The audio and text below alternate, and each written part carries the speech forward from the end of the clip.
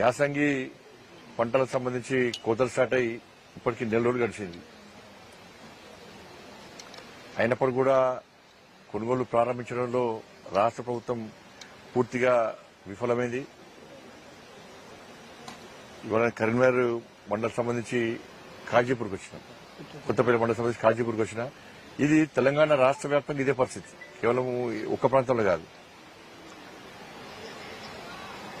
నెల రోజుల నుంచి ఇలా కొనుగోలు కేంద్రాల దగ్గర నేను నేషనల్ హైవే మీద వస్తుంటే నేషనల్ హైవే మొత్తం వడ్లన్నీ పోతున్నాయి. కొనుగోలు కేంద్రాల దగ్గర మొత్తం వడ్లన్నీ పోతున్నాయి. కనీసం రైతులకు ఒక షెల్టర్ లేదు, నీడ లేదు, తాగడానికి నీళ్ళు లేవు, ఉండడానికి నీడ లేదు.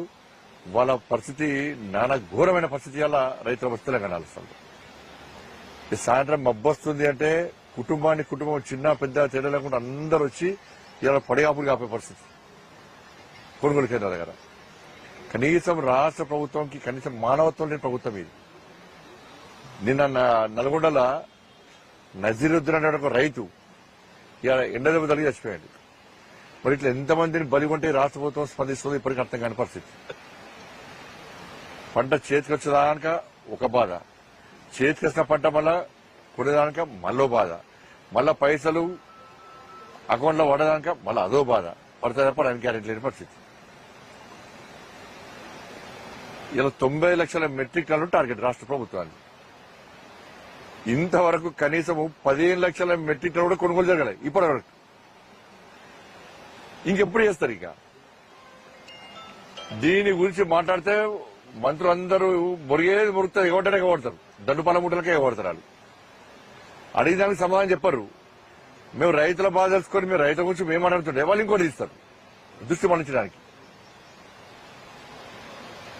కానీ రాష్ట్ర ప్రభుత్వము అసలు కొనుగోలు ప్రారంభించదా, కొంటారా కొనరా అదే చెప్పండి.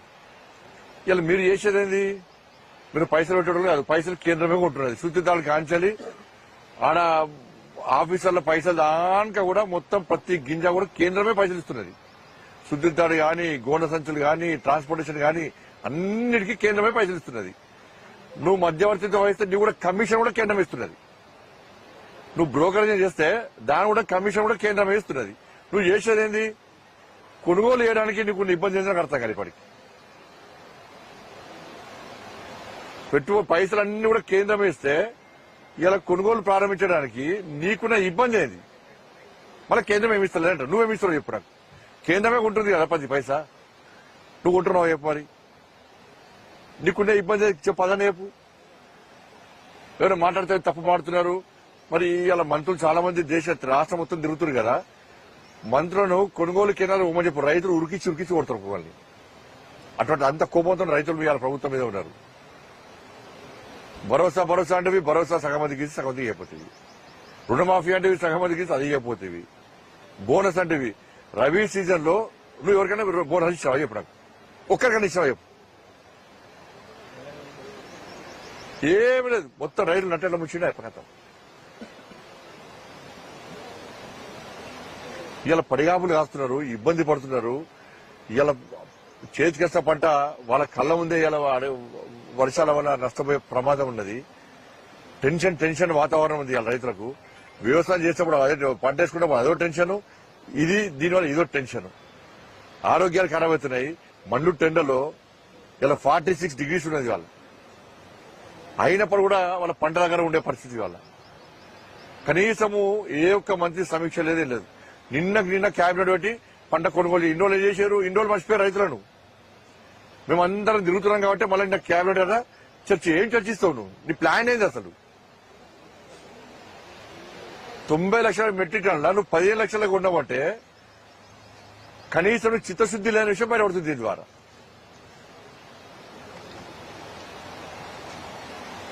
రాష్ట్ర ప్రభుత్వం వెంటనే ఈ పట్టింపులకు పోయి ఈ కౌంటర్లు ఇచ్చుడు, ఎగవడు బంద్ చేసి రైతులను యుద్ధ ప్రాతిపదికన ఆదుకోవాల్సిన అవసరం ఉంది. మీతో కాదంటే మీకు చెల్లుతండి, దాని ప్రత్యామ్నాయం వేరే చూస్తారు, కేంద్రం చూస్తారు. ప్రత్యామ్నాయం మీతో కాదని చెప్పి ప్రత్యామ్నాయం కేంద్రం చూస్తుంది. కేంద్రం ఏమిస్తుంది? కొనేదే కేంద్రమే. నువ్వు ఇచ్చేది ఏడ్చేది ఏడవ కేంద్రం చేస్తాడు. ఎప్పుడు తింటుండే కేంద్రం తింటే. ఇప్పుడు ఇచ్చిన పైసలు వాడుకుంటారు, అది వాడుకోరు. ఎస్సీ ఎస్టీ పిల్లలకు ఇది మన గిరిజన ఆదివాసీ పిల్లల కోసము వాళ్ళ ఉన్నత చదువుల కోసమని కేంద్రం ప్రతి సంవత్సరం బడ్జెట్ ఇస్తుంది. ప్రతి సంవత్సరం బడ్జెట్ ఇస్తుంది. గత సంవత్సరం 205 కోట్ల రూపాయలను రాష్ట్ర ప్రభుత్వ ఖాతాలో వేసింది. ఆల్రెడీ రాష్ట్ర ప్రభుత్వం 68 కోట్లు చెల్లించాలి.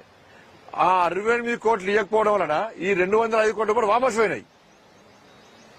ఇలా గిరిజన ఆదివాసీ పిల్లలు ఉన్నత చదువు చదువుకోవద్దా? ఇక మన పిల్లలేమో కలెక్టర్ అవ్వాలి, పెద్ద పెద్ద కార్పొరేట్ స్కూల్లో చదువుకోవాలి, ఇబ్బంది లేదు.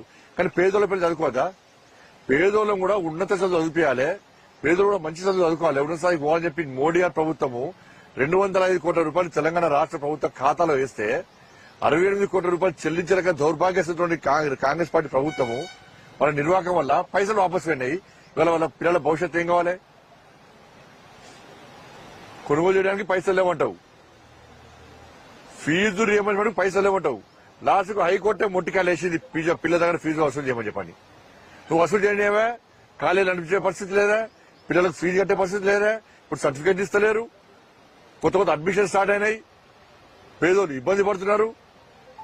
ఆ పాత దుర్మార్గ ప్రభుత్వం నుంచి ఈ ప్రభుత్వం వచ్చేది ఆదుకుంటుంది కావచ్చు అని చెప్పి వాళ్ళు ఆశపడితే ఇలా పేన మీద పోయినట్టయితే పరిస్థితి. వాళ్ళు ఇక్కడ రియంబర్స్మెంట్ పైసలు లేవు, ఆరోగ్యశ్రీకి పైసలు లేవు, రైతులకు పైసలు లేవు, డిఏలకు పైసలు లేవు, పీఆర్సీకి పైసలు లేవు, ఉద్యోగాలకు పైసలు, ఉద్యోగ పైసలు లేవు, 2,500 రూపాయలు ఇవ్వడానికి పైసలు లేవు, 6 గ్యారెంటీ అమలు చేయడానికి పైసలు లేవు. కానీ ఢిల్లీకి మాత్రం మూటలప్పప్పుడు మాత్రం పైసలు ఉన్నాయి. ఆడికి కేరళ ఎన్నికల్లో పైసలు పెడతావు తీసుకోపోయి, తమిళనాడు ఎన్నికల్లో పైసలు పెడతావు, పుదుచ్చేరి ఎన్నికల్లో పైసలు పెడతావు, అస్సాంలో పైసలు ఇస్తావు, బెంగాల్లో పైసలు ఇస్తావు. ఈ తెలంగాణ ప్రభుత్వం అనేది జాతీయ కాంగ్రెస్ పార్టీ ఏటీఎం లెక్క మారింది. ఆడబెట్టడానికి పైసలు వస్తాయి, ఈ రైతులకు పైసలు ఏడుస్తున్న రైతులు బాధ అనిపిస్తుంది. కనీసం మానవత్వం లేదు, ఏడుస్తున్న రైతులు. మనసు దుఃఖం వస్తువులు చూస్తుంటే రైతు చచ్చిపోయాడు, ఇంకెంతమంది బలిగొంటే రాష్ట్ర ముఖ్యమంత్రి కన్నులు సలవర్తే అర్థమవుతుంది. ఇప్పటికి ఇంకెంతమంది బలిగొంటావు? ఇంకా నువ్వు సమీక్షలు పెడితే క్యాబినెట్ మీటింగ్ పెట్టి ఏదో తూతు మంత్రంగా పెట్టి మేము ఇది చేస్తాము, అధియుక్తం కాదు. నువ్వు ఏం చేస్తావో క్షేత్రస్థాయిలో చూడు ఫస్ట్ వస్తారు, క్షేత్రస్థాయిలో నివేదికలు తెప్పించుకో ఫస్ట్ వస్తారు.